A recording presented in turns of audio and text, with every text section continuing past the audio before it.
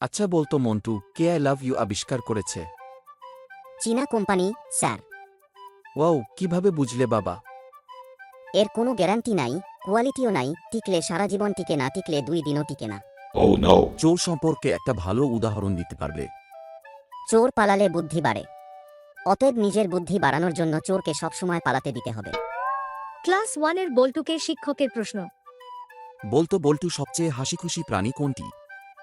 হাতি স্যার। কেন? দেখেন না স্যার, হাতি খুশিতে সবসময় তার দাঁত বের করে রাখে। একদিন শিক্ষক জিজ্ঞেস করলেন তার ছাত্রকে, বলো তো দেখি, মুরগি কেন জিরাফের মতো লম্বা হয় না? ছাত্র তারপর যা বলল। স্যার, তাহলে তো মুরগি ডিম পাড়ার সাথে সাথে ডিমটা মাটিতে পড়ে ফেটে যেত, আমাদের আর ডিম খাওয়া হতো না।